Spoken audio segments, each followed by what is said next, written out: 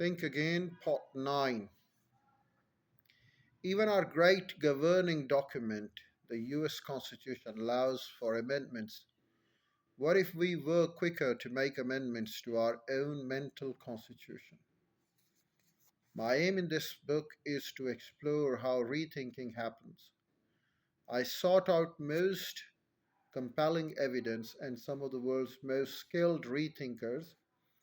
The first section focuses on opening our own minds. You'll find out why a forward thinking entrepreneur got trapped in the past, why a long shot candidate for public office came to see imposter syndrome as an advantage, how a Nobel Prize winning scientist embraces the joy of being wrong, how the world's best forecaster uh, update their views, and how an Oscar winning filmmaker has productive fights.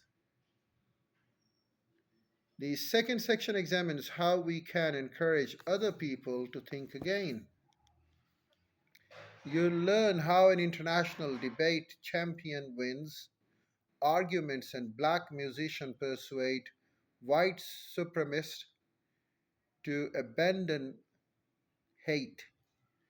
You'll discover how a special kind of listening helped a doctor open parents' mind about vaccines and helped a legislature convince a Ugandan warlord to join her in peace talks.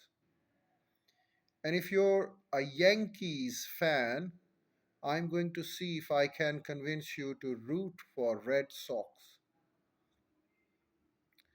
The third section is about how we can create communications of lifelong learners. In social life, a lab that specializes in difficult conversation will shed light on how we can communicate better about polarizing issues like abortion and climate change. In schools, you'll find out how education teach. In schools, you will find out how educators teach kids to think again by treating classroom like museums, approaching projects like carpenters, and rewriting time-honored textbooks.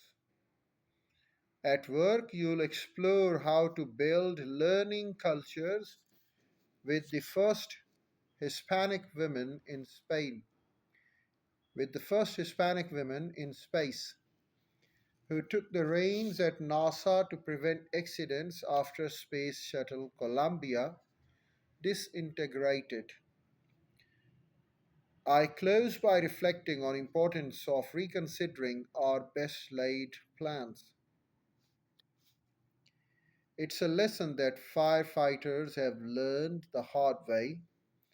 In the heat of the moment, Wagner dodged impulse to drop his heavy tools and take shelter in a fire of his own making made the difference between life and death. But his inventiveness wouldn't have even been necessary if not for a deeper, more systematic failure to think again. The greatest tragedy of Man Gulch is that a dozen smoke jumpers died fighting a fire that never needed to be fought. As early as the 1880s, scientists had begun highlighting the important role that wildfires play in the life of cycles of forest. Fires remove dead matter, send nutrients into the soil, and clear a path for sunlight. When fires are suppressed, forests are left too dense. The accumulation of brush, dry leaves, and twigs become fuel for more explosive wildfires.